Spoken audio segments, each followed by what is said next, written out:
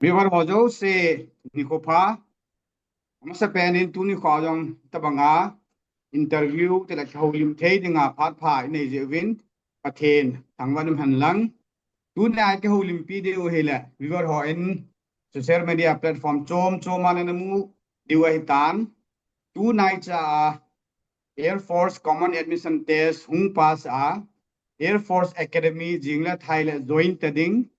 golhang Ngamminlen Kilong Johna na min nge ya ama tun ha ko pi thei dinga am jewin a pathen thang ma han lang teng la Johnan jong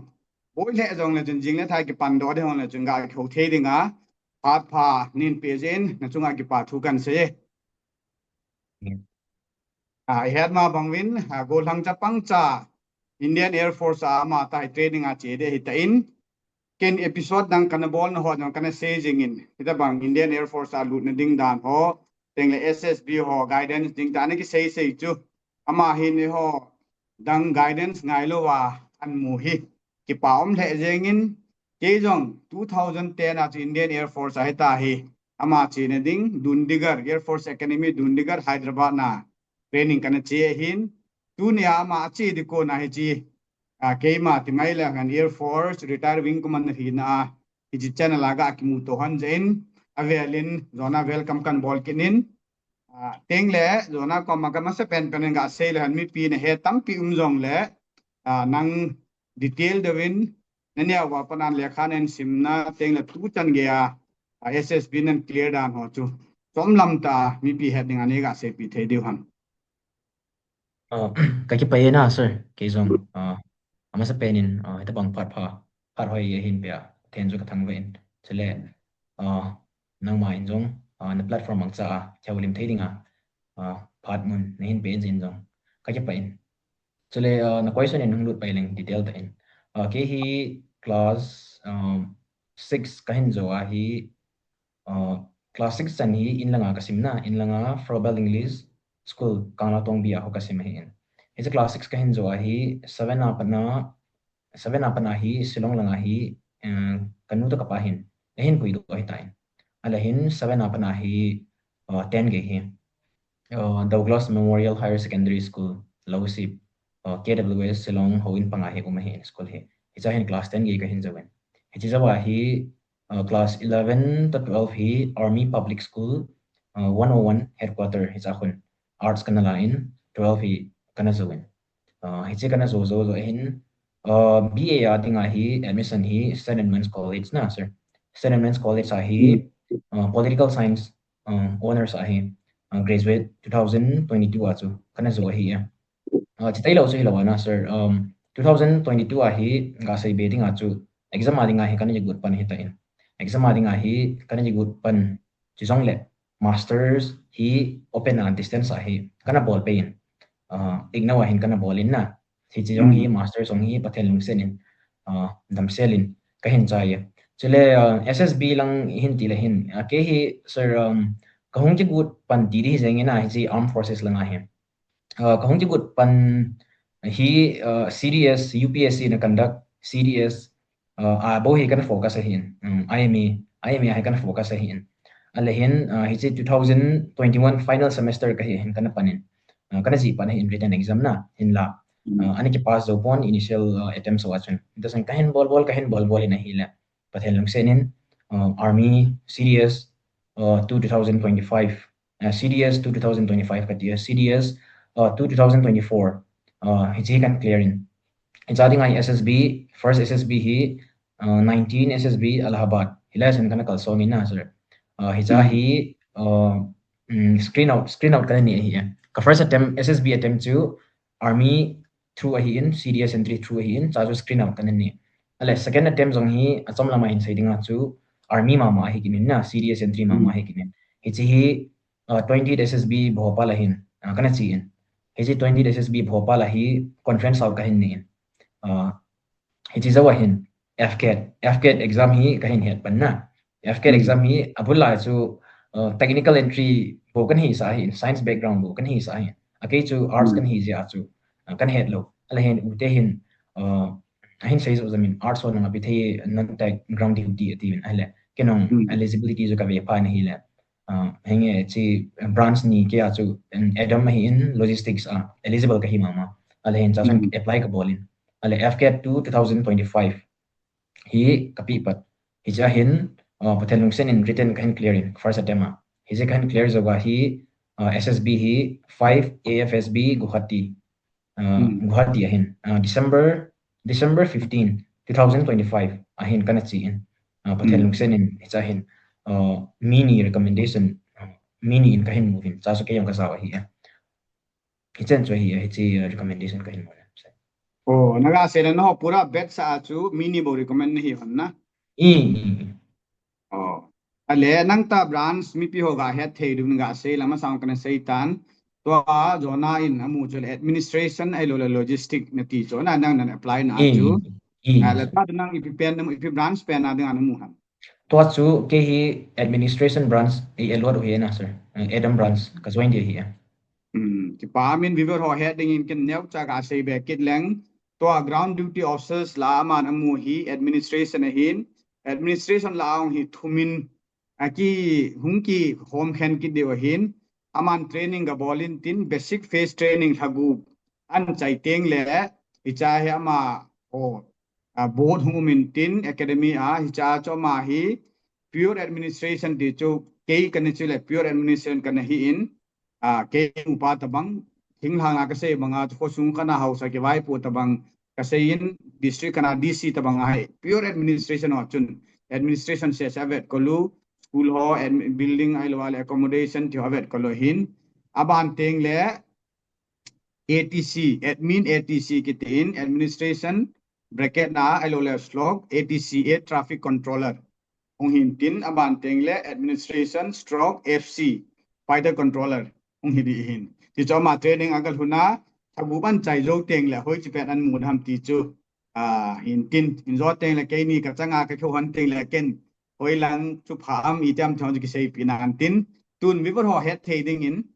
ni le ka sim nan se chu ga ga na hi le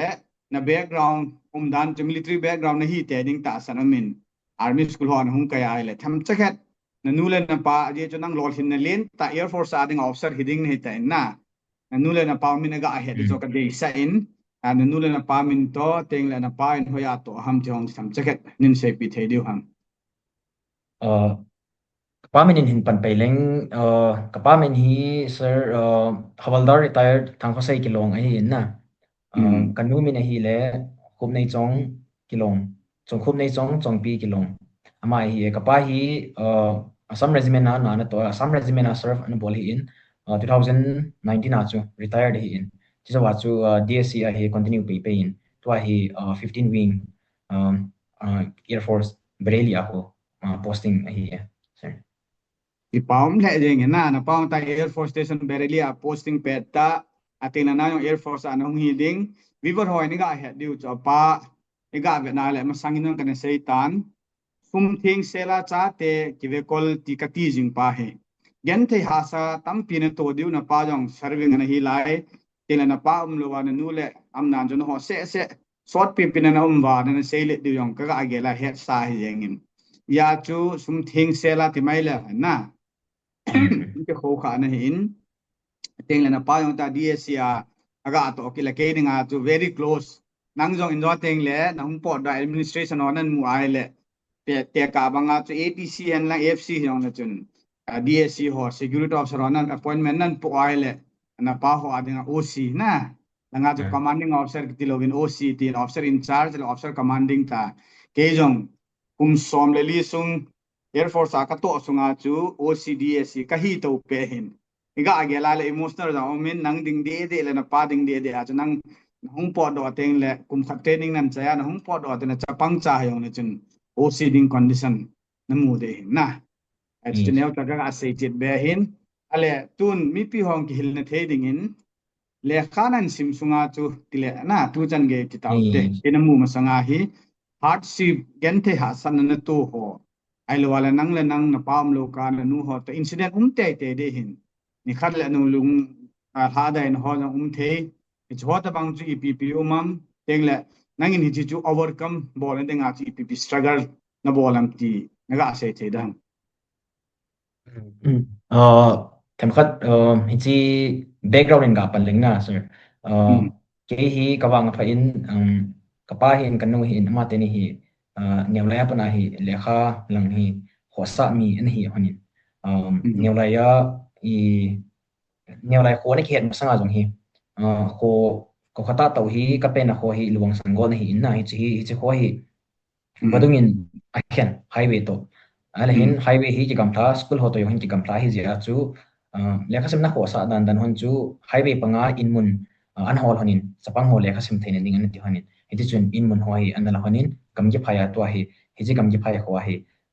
ta salam hi lam lagaw lama kong ki saili na ho hi ta en chi kamji phaya he to hi hi chi highway to kinai chele school hoto kinai hi in hi chi kan nu hin cha te hi thia hi le English medium ti primary ahila wahile LP HICHI eho pawa ki hilo school long hitalo English medium pot school so na hol jeng hin aloi ho to cha so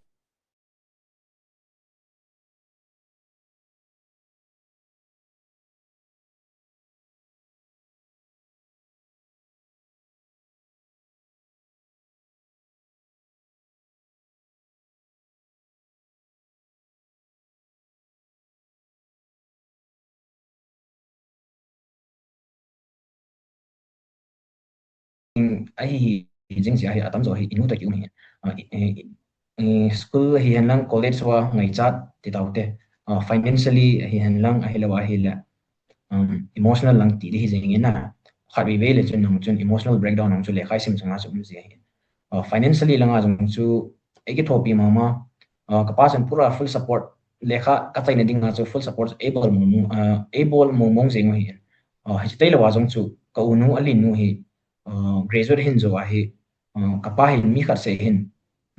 mi thum chu gampa ma chu hin sot zo lo them khat ahin mu pa na chu ma jong hin agi ge hen kanau te ni be hi son do ngi tia hi ama jong hin gampa ma chia de hi a corporate na tong in na tong in pathelung sen in ama jong hi to hin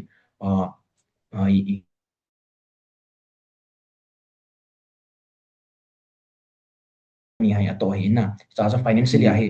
nam kale ka sim na lang continue ka bol be na lang dinga hi ina ha support hi na hi jen ga hi pan na law hin ai lawa hi le mi za cha thoding ti ho hi kanu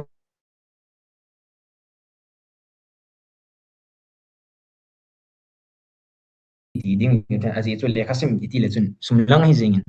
sumlang hi lekha imizo si hi ingai chat ithil bolding hi sumle pai hi jing ji hin chelanga ba hi kain ku te hin ahlinga nge ni ena ko ya hi inna emotional lang iti le chun henge khari ve le chun akiti ji nai hi jong le iti sei tham loi le pai jong pathelung senin pha kinin elo hel society a jong ikhan a jong mi lung se the elo hi le mi le pa te betkol the ani ki umin hi ja chu lungmon na dingen hawin ho ki pa ting le ilwai gol hi le society ai ga ha ting le sin anom jin ita bang ho hi hi le wa hi le thil isei nom lo in ku te koma isei nom lo ti ho velong pa ting le ilwai ho koma aki chin aki sei jin i cho ve hi ilwai le pai ho jong hi financially lang hi da jong le emotional langa hina full support jo an jing thawe hiti ta banga gen thei lom loma hardships kana face ho wang chu de po ya ki pa mena family mi phata jana family support tip tana nei je chu de in na nu le na pa hin te na unu jong chu tu ni chi YouTube channel in mangchain ken na unu chu ki pa thu ga sei le na ngau te ngai lu na jala sacrifice bola man chan ga na ga thopi chu ga gen le lo pi ma jengin na unu jong ki thangat he tin aman jong sacrifice ga ato ga me ti chu nang jalin hung pot do na adia din henge minangin nga hen la ngai ma ding wang chahi pon akiba chi wanga hi emio hi army nam dan jar mi langa kitam navy sau thowa air force a hi ki form the jengin geu chau ta officer lo ke kong retiring ang chu to khom pi loi lo gol hoti mai la han year men tam ta chun I nai I jeng ole ake to chong si kan hen la ke kong pot le chong kha chong si jong hung pot pai kit le to a hi officer mi lo ta ba lai ta vacant na ta lai ta nang na hung thei le ki pam the je na a het au se ke pa win ding le chi ke jong a het wa nang che ke ho pi te in ti chu anh say sau dương là cái ông cho năng bồi lầu thum lầu căn nọ chẳng trung riêng thì đã khả ông mình dòng lệ cái gã kim một thế cho bát thiên thắng ông hình nắng na là tuôn nó trên nào khu chú gã thầm theo mi hệ đến gã sẽ cái lệ hẳn nó biết nào nó khu chú luang sang gol là tí chỗ na kana pen sir kana pen na hi luwang sanggol hi in ke hi kum khat ha kum ni ha kana hi hi kam ji phai hi kana ki chon hi he ji kam ji phai hi kong ji khan lit na ho hi sir gam gi phai di mi pi ga het the ding na lai ko nai chele lai ti pa na ga se the da ham tham khat gam ji phai hi kangpokpi district sunga hi in imphal nga pona ga he the dinga chu ihung le border ko hi jengin na kangpokpi district border ko hi jengin kangpokpi langa pona ihung le kangpokpi district border chi chu i khel le chu imphal east hi tai e boy na lai to ko he sir tu lai ta za jang ju gam gi phai boy na pau gam gi phai cho na mun dang hi lo na cái bao mình là cầm cái phải con ông xe lên đây họ mà thắc mà cái dòng này hết bằng tu giang nuôi họ cái na ang tu này hết làm cho cái bốn ale tun lẽ cái sim lang hung lụt cái lẽ hẳn enjoy nó sẽ bằng chu CDS hiện ngin ni về nên through SSB ni về nên chế na CDS hi sir in say sao leng CDS hi written hi kana pi hi tam thau he kana pi hi tam thau hi chala hi som hling mei the som hling mei the aje cho final year apana kana pi na ja hi CDS hi leave 4 times na leave clear hi in khana hi CDS se hi khana hi screen out ka hi khana hi conference out ka hi khana hi recommendation kamu CDS 2025 merit list on kanga hi na sir ai mi a hi ta poi OT a hi na ikum ki sai ta na merit list kanga lai ta hi cha jong hi army adinga chele khat jong hi written ka clear kinin he SSB hi August September October la le kon de hi in la academy ki join le chun ki chi thailo de hi tan na he che army se SSB journey hi oh ta về experience mo na hiện nang ta ke holding chu ken it say da ka chang sa ka sei sa nga tu na phat cham chat nga la sau jab lan viewer ho jo che na het the ni ding win written na through SSB ne che screen out na ti ho chu tham khat nang experience pa chu min jong ka het the ni ding in na ga explain tin che ma sanga chun ale nang ge la FK chu kan he wa lo he ne ti nan ai wangin na pa background to army chu na lunglut mo ham ai lo le air force nan mu jong air force jo hin dei jo am ipit ne ge lang defense lang jong hi inewa pana chu ani kitip de so hi point in la ta so hung lit le exposure ho hin kinele chun ta so na sir all la so hung ke lang lut ti de jeng amo lifestyle la chana an le hin first awang so army a so ni ki thanom hin ai jena so army a jong chu written chu bu so kana bol hin FK na chu ka sai ma banga chu ani ki kan het wa lo ti de jeng ala hin FK hi ka hin het pa na hi FK jong hi ni ve se ka attempt na lai hi FK 2 2025 FK 1 2026 ni ve ka attempt hi ni ve recommendation ka muna sir FK na yong hi khanai merit list ka nga ki de hi hele hin hiji army SSB army sung ngayong ke thathau air force ayong medical so ichi pha hello le SSB ho ichi pha le hin staff photo ki kimutu officer umdan ki mu themkha chu I hello banga chu detail ta chu ai banga cha hlang pi a chu themkha chu ka ki differentiate theina sir army to air force chu a hin dam chu ti di jeng a hele chun ke ma hin kai ge le ne hele ani ne a he short service thau thawa bi le khonung dinga hi ka ge le air force ki la leng skills hi ka tamjil mei the he ti pa chu ka ge le hi sele ka branch joining pa chu ka ge la hi le chu jong le ke hi changkha jong kai ina sir pasal changkhat ma ke hi le family life dinga chu ka ge gel ke hi inna aje chu enge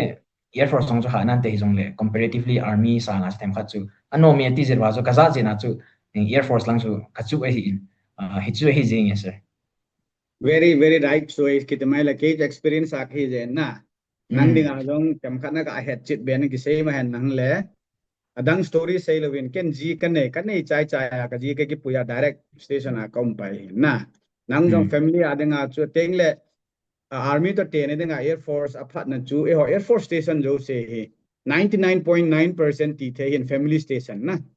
ji cha to kum thei so ke nu le pa to just 0.1% ti ho be ba hin family ki koi thei ne lo na ti chu base advantage ai penin nang changkhat miu paw na hi kinala na nula na pa chu nang ko ma ding tin la family life a dinga chu nang in right choice ki di mai la army a chele chun ha tile sei thelo wa chu nang khat vela sam rifle RR ti ho dung a jong with say the deputation on a che thei family to kom thei nor TAMPI amin officer ki che in ana sa da bai na chom hi jong le Air Force anok na penta chu station jo se chu with family na family life na thei pen hi ti chu adang sei tam lo ka se hin all ola training nan chai lang te ola ei ni kha ve kho ki rutin family ai ti dana bol ham ti chu in tin aten en jo ka sei banga chu nang in brief cha na head lang khuna ga le hun teng le trifurcation board habu training nan chai te ung le cha ko no ho administration pure administration to administration air traffic controller administration fighter controller ta hung kil handle lang teng on khat ve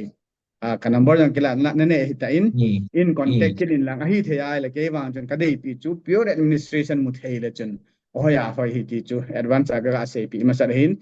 ke kan hi mana ka se he pun na to no dan tin am jo se ting le ke to lieutenant colonel mon jo ke thon na za de hin short service na hung po doi le ready sai la le chun ichan competition ani dham khe pon to a ke ni to na benga jam below 40 dei for la na join pai thei na chong cho option pe ai dai dis na lung neu lo hela na che ding ai ta in ala twin viewers ho teng la sim lai ho ding nang CDS a hin FK a hin na to ha interview hilo bin written na ding ana na ki go dan chu na hem je ka subject lang focus na bola ipi cover na bolam aje chu nang in exam jo se ta jo merit list khat ta na nga FK na ne clear sa merit list na nga na like it ala langa army OT ada na nga kit ti he le chun nang kar wala tu ade nga chu updated pen ateng la fresh pen na nang na hi ta ni je chun number 1 2 3 2 ading in written ana ke gon dan chu ga hil ke pi te mo viver so ding in abula hi written hi CDS in focus masaling na sir CDS hi kana ji good masat na hi graduate hin ki chai final year ho hin ki pi kahin chai fresh ka hi a hi kaung ki good pan hi ima ki hanai lo foundation yang nai lo hi cha hin ka ko ma hin ali nu ko ma hin zanga ka ki thumin pathfinder standard books ahin chu ka ki cho the ka tin chu kana ki cho in CDS exam khari kana pathfinder na la kabu min pathfinder clear do na ga se ajo ho in nai khat ne ding ni pathfinder na ahin ti chu ka ki cho hin kamel chi na la hin bo se chu ka sima exam ka bot ai le initial attempt so chu mi foundation nga chile foundation strong nai lo kisim chai nai lo he chila ya chu hele chun ki clear zo lo na ala hen ka gial kit ka hol kit PYQ ki ve exam paper ho ki ve syllabus ho ki ve le hin UPSC hin NCERT books hi aha focus le win ai je hi hise kan het phana hi NCERT books wa hi ka ki cho abona ka ki cho poina sir ga se ding a chu science IT le 9 10 geography IT le class 11 12 tabanga chu adang dang subject ngai ngawmin chule NCERT hi talawa standard books la thi zum kana ki la in hi che ho chu kana mangcha in ka base ki su strong na di hi zengi na sir chu ani ki simin cover ni ki bolin adesana polity yang ku Laxmikan he di huin Laxmikan polity chi popular pe hin polity exam so sidinga he jong ku izar mem khan ki phok ki hin na sir hiti chana chu lekhani ki foundation chu ani ki su strong hi zengin FK na hi reasoning to maths ong azaw ta ina sir GK to English chu CDS ang ki sim tha thok to hi maths reasoning ho hi ke hi exam tang yong kana PG bank lang hi jong le CGL lang hi jong le kana PG hi chawa hi maths ho reasoning ho na zaw ji hi na hi ja chu ani ki sim tho ani ki sim je na chu FK ho hi FK na exam adinga hi ka base lang ho chu kana sim sa ho hi pa na chu FK na dinga yang chu ka ji gut ta nga chu hum dan he ta na sir hita chu hiti chu chi pe hi ala hin pathen lung senin attempts ka hin sima chu ka clear paylo hi point ka clear paylo ka clear pay hi point na sir ta chu hin kisim be ifel jong le ka sim hi wa ne he kita kisim be ta chu in knowledge chu hunglin che cha ta chu exam ho eventually di hi zeng na sir exam mo chu ahung kha ting la jun approach dan chu ki he ti di hijeng be that na ti di hijeng sir chule hichi tai lawa chu current affairs wa bang hi online na bo current affairs wa kan simji sir ki pa mena na ki ko dan tri ga age lai le viver so ding a vela kan sei nom chu ei le ki ham bo lai le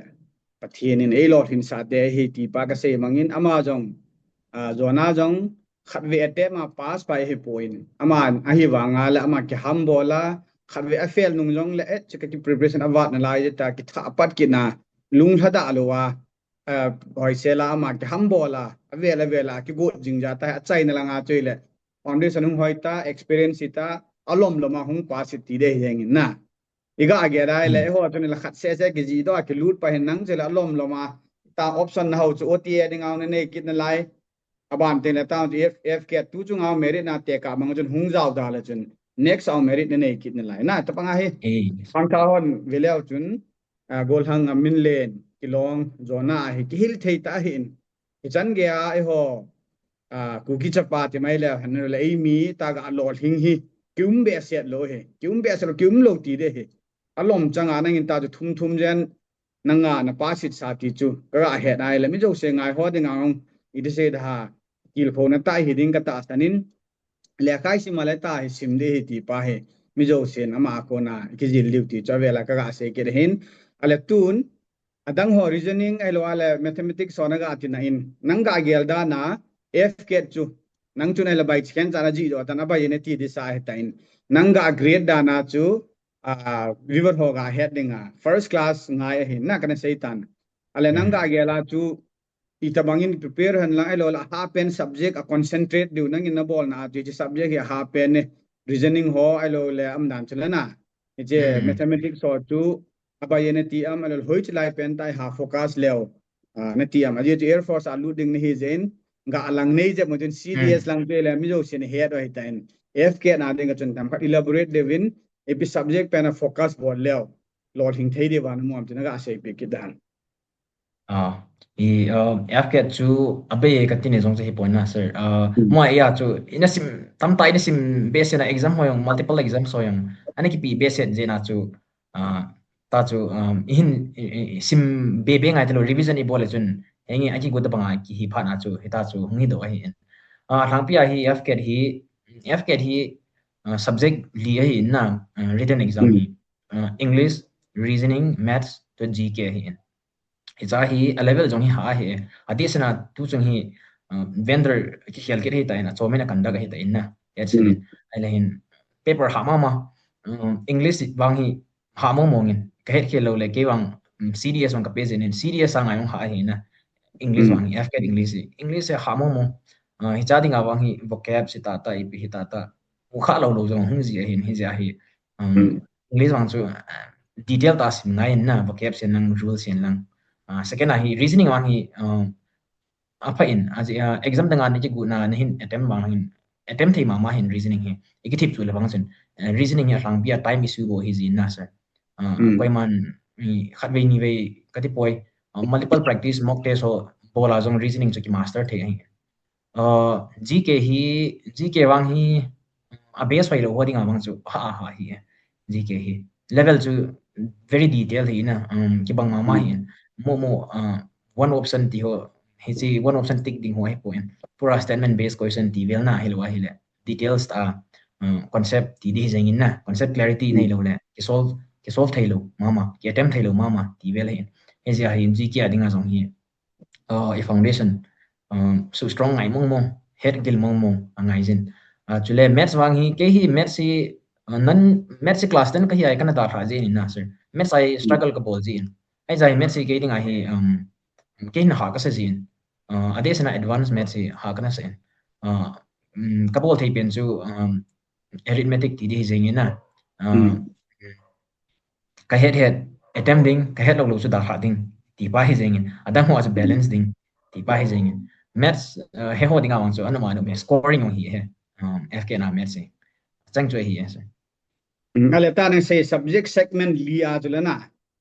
English itai reasoning itai general awareness le GK ai tan ten maths hin hicha chu segment khana pass it so ke di ham ai lo overall la ven ham chong tu ga sei chit pi je mo mark scoring dan ija mark hi am teng le adi tu detail de wa written exam ken ss pilang ka ha focus hin na ala ta written pa du nang in two latest anan through his chun segment wise a subject wise a chula na mark ija ham ateng le ji chu overall like semam elo segment chom choma pass it ngai ham tiong chu ne kha detail de ga sei chit pi tem te sir. Written FCAT written exam he total 300 marks he na sir. 300 marks he subject section li he divide in equal marks weighted sila he exactly one so kino kamel chi point na bona he weighted ani equal weighted ani lo hi in khana hi tamje khana hi romje ai wanga so variation so tambe se lo na sir. Question he zakhat 100 questions omen hichi question khat hin 3 marks isu di ale 3 marks ai in isu hilale 1 mark tikat na ai lesson total so 300 full marks ai in rang pia cut off hi cut off hi ki hi na sir non tech cut off ya som hi non tech why cut off ya sang zin technical why ya form zin technical hi lesson cut off chu ifro mu zong le ki pass ti di zing non tech why ya rang pia hi chong hi cut off hi fix hi pon na sir cut off hi khabe bele paper dung zui candidates in apply dung zui ayang hi cut off khabe le sang khabe le nim ai chele sectional cut off hi aum poina sir cut off so I through palle aki pass ai zing ki pa me le na detail di ben ga se pi tan tun interview lang hung lehen ama se penin screening hin panin lang khat we screen out dong na hin ateng le som thailam de la na explain na bol the dana screen out na hin aji nanga muda na aban hung screen na chu pi difference na bola screen na hi ham teng le ga lu dinga te ka manga chu screening a chu le chi chi ominti segment exam na first phase a story na ji ho atena bana discussion and presentation na bol ho chu nyau cha in sei jet POV bor ho ding ka first attempt pe nong sir ai lo le screening ka mu overall na ga amudan tu nangin ka first attempt screen out ka hi chun itin kan bol the comparison na draw thejam ai lo wang la normal general ana sei yong la follow nang de dan okay okay sir ka first attempt hi SSB su ipiham kan het na sir ai wanga chu ip SSB in ip dai ham ti chu hoi da kan het lo lai hi ai zia chu kaga chia hi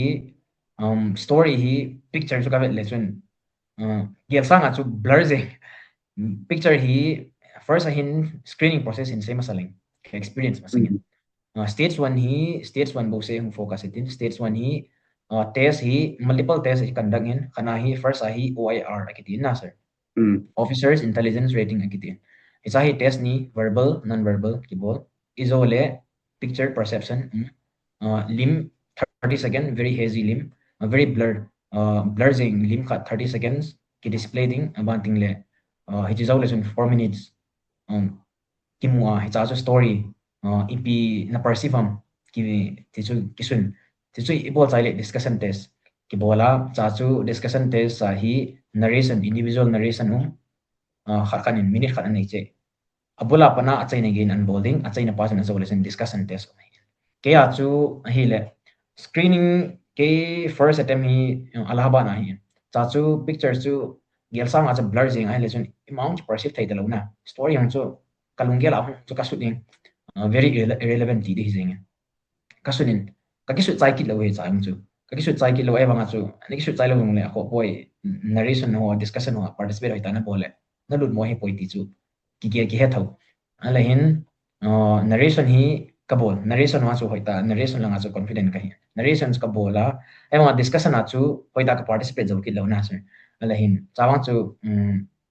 mi ai yung exposure ki nei lo se na chu confident base announce ki nei nai lo na mi call ho chu ai peng ji hin SSB a chu adesa da discussion ho hi fish market at zibin yung cha chu hoita ki participate zo lo ala hin result hung aro hin cha chun imin e test number an zaw ta pon yang le hita chu ponent base na chu na ki nei pon je chu attempt ki nei na lai ball be di jeng kan ti next attempt hi second attempt hi stage 1 kana muzi a chu stage 1 adinga hi hoita kana ji good na sir ala hin bhopal hin hoiten ka bowling confident common story yung narrate ka bowling again nominate ei bol ma cha chu ilu ding ki heta result ar masanga sang chu isan gya confident ni ki he na chi first screen out kan ni zawa pana so screen out chu khat wei cha ka he khat po ya abona so screen in अच्छा screen hong ye wa talaba na to interview stage 2 apana acha ine ge tile na ni thum nili ninga nom thung se jo summarize ninga story cha bona se le jun sau ta lu de hin ajang la bibar ho ga het thein ding ai chicken nang ta khau ma sanga hai ka sem chai sa uploading a koi ta refine ka bol ke ta nang ta khau wa la na practical exam par ke ajang kana to ena ta latest aken kaloi ho tu lai GTO kisei du koi hoi pen ham posting ham kisei dan tin tu a ke loi ho GTO loi tel interviewing officer loi ang min na am ho ko nang tham khat update kala in tia chu ken nang tham khat SSB preparation ni mong hi kana gon ji YouTube ma sim ding ta kasim chai hi tan upload ki bol nai lo World Cup lai hi ja chu chilang jo hin bolo suggestion hong tam le ateng le ke ka din ta serious topic SSB preparation or the World Cup jo hi han nang le mi pi ding in jong angai no min tin khang thao ja ji chu mi jo si World Cup event wai le cholang learning langa serious deep topic ho chu tham chakhat hungai je min ta personal ta in phone om ya chu kana delay le wang ki to kha nang to kheu le chu jo wa ken ka tha refine fine tune ka bol ki de hin na tun ta ka se mga chun stage 2 apa na recommend nahi ge to recommend nahi na pa na performance to relate bolin lang chila chikala ach learning value chila na EPP na je attempt ti chu hin sei pi wo we were solving it stage 2 hi abula hi masang kitile kum phabe ma chu air force ato army ai halaksana ki hi hin air force a hi day 1 ni hin psychology test ki nei peji na sir army a hi day 2 le ki nei ji hin hala hin preparation time mentally preparation time chu army as unje aji su ni khat ki chol air force a hi ani kha tha hi ki nei pe screening hi zo le tu a hin wang army te inu an hial ta ben screening zo le state psychology test ki nei pe hi chu to hi ki bang hi ta in hi cha hi psychology test a hi rang pia chu test li ung hin na TAT hin thematic perception test hin WAT word association test hin SRT hin le SD hin rang pi in detail ten lu te po ten sort wal de hin na sir bal hin psychology test zo le hin GT group test GTO ki he hin hi cha hi test ko ma hin ko ho chu tam hi in na sir detail in kharwe velin ki sai le phat pu ma khai lang lu de hin sai da taw tin test hi ko au me ti pa chu hi jengin na hi GT se a hi hi zawa hi interview hi personal interview one on one ti chu interview chu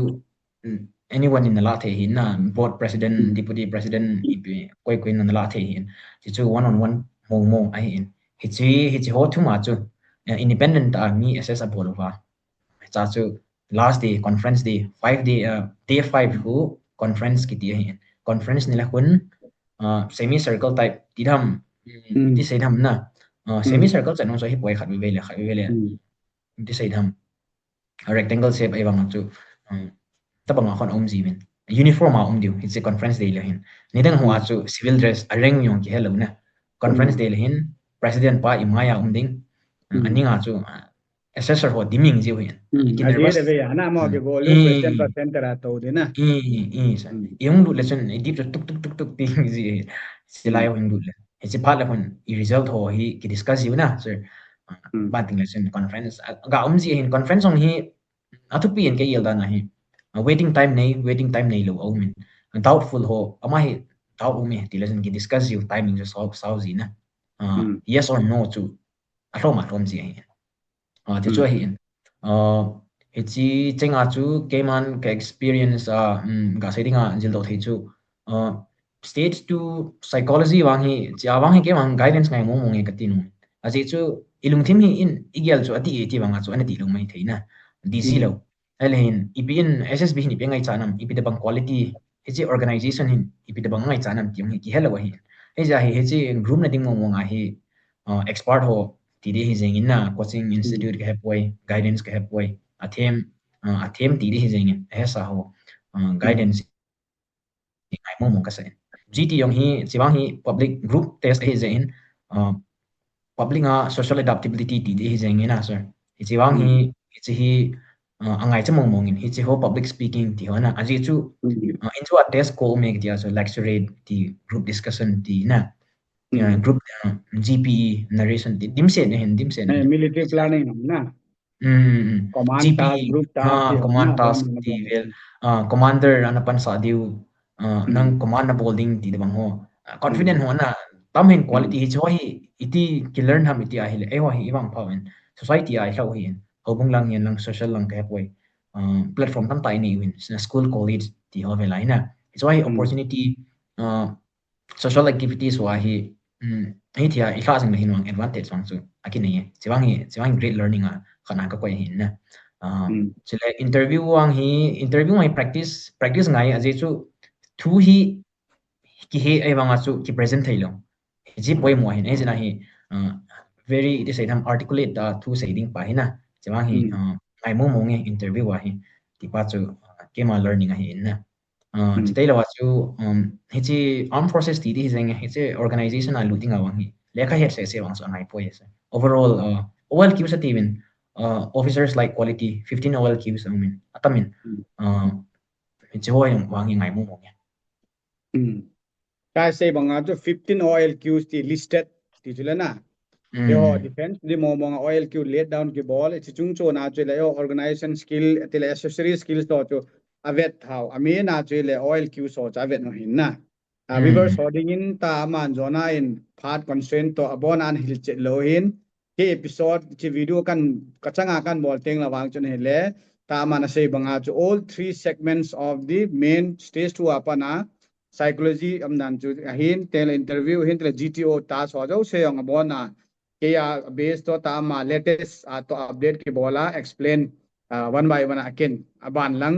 episode in bol teng le ama training an bol lai de tain eteng le jen ken in explaining ka ting bela guidance pe thei dan ke piutin teng ta man se banga chu hichi psychology testing a te ka da banga chu na to de hin suppose SRT na situation reaction test ho banga chu phat umlo situation asa ba sauji isim ka chu phat ni ki chai ei reaction pa chu ki ji man ji lo ti hin na ateng le dia chu constituency anga jin nang yo na to de hi je jin chinang vote association test to SRT na situation reaction test ade teni ka nang learning teni se tam khat naga elaborate dang SRT a hin pan nge na sir SRT hi situation reaction test akitin nang manan sai bang hi cha hi situation hi ekipi hi problems ti di zengin na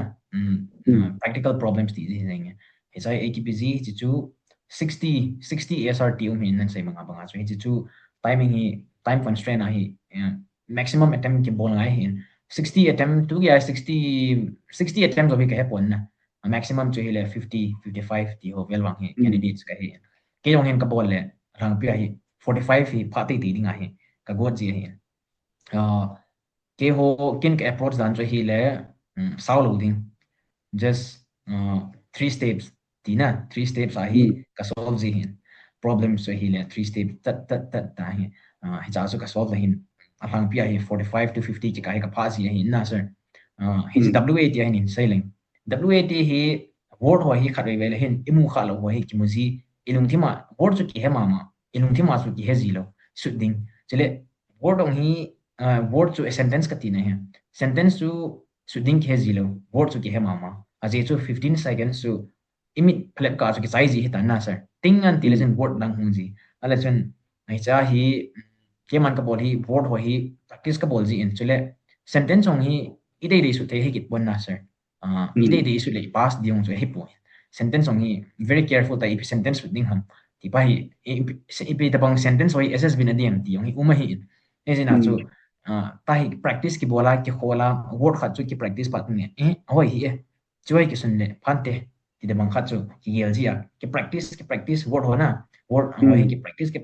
pat ne chun ata ss bi a hi ahung phat ne hin automatic a brain chun a function ji da na sir hichi word hung hin chi sentence ki sim le phante ta so hung do ji le hin anumanop ji hi ta henge khat le ni rang pi a hi khat le ni hi miss out ka bol ji ewanga chu blank a ka koi ji lo ke strategy chu hi le word chu ka ki su do ji alai la a hi ka ki su do ji a sd phala kon timing kan ji hin ka sd hi ken niam sa sa bu ka su zina 3-4 lines max ka ki le ki ji a board kami so chu ka ki feel ji he na it's to hi phating la chun 60 to 60 to ki attempt jing na WAT as SRT awang chu sir 60 by 60 attempt is impossible hai koi man jong attempt jo ji hai tuni chang ge ham koi ma ka he a sentence song sao ji na kana ga sei banga chu word hong pot pot a word ji pai ding hyphen el dash ko ya sentence ni na am dan chu na chi chain ke pa min ale nang hin hi SSB ho tila tampi ve yong na chi hin tila coaching na chi kham alo le coaching chi lo hela nang self experience la practice a na bol ha lo coaching na chi ha attempt second attempt ge hi kana chi pon na sir second attempt mai conference up ni phana hi kapa ko ma hi sumlu jong le coaching mangi ka ki si lo na dingai khat be kala ngai ka ti ta sun kana ki ho min ala hin senior IMEA twai pass out hitain kibyan hin lieutenant kibyan ama ko masung guidance ka kilen ama hin amas chi in amas training na sir kyong kana chi hin nang chi in tin kapa na posting la ya CEO ho ti di hiseng mo hon jong amas hi ahin suggest na ala hin kyong hin ka vet kin ka khol kin hin amas hi one of the best ti di hiseng na institute in India ti di coaching institute for SSB ti di hiseng chi ka mo phan hin ke jong hi kaki apply in amasa hi direct admission ang kitlo interview to kin ngai alain ke apply in interview hi katawin interview jo sort lo minute so nang iponte story easy sa question ai do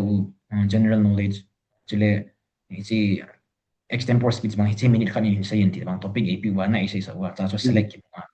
coaching ki china cha chu 3 weeks 18 days ti di jeng Sunday ho ki skip le 18 days to guidance ka ganayin UPA hin guidance kahin jo jo acho 12 December coaching kahin jo 15 December FCAT exam SSB ka to ba na jo subsequently ta so kahin clear SSB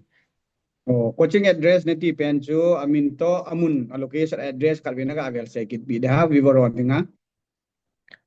i amas training ahi inna it's a UP out in Greater Noida director pa hi colonel retired mama hi inna ma hi sipai mama hi hoya hoy he ke wang chu guidance in terms of Noida ne SSB Delhi tabang mang tan Delhi kom cha ta na de nang Delhi ano ma la amuna chu umna ding hona pe de no ham mai lo le en on arrange ki bola ham coaching su a fee a chom na sir ama coaching fee from hostel umna ding a hi chom ki e banga chama te ni it is a link hi affiliated tabang ti tham ki hetu na ye hi zengin hecha hostel fee umna ding a chu a chom ki biket PG te amon hostel la koi dan na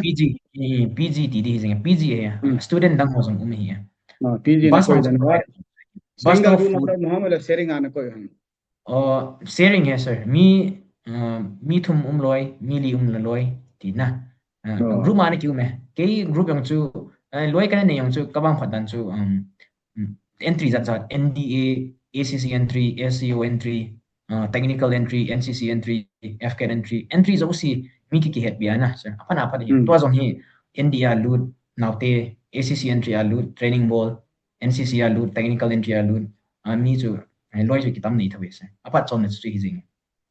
ai mi ngen hiam mai lo le ai mi zan nom bam le nang calling en he sir calling en hi SSB ka chi sunga hi Amy kamu hi khat ka ki top bi khat recently April achu tukum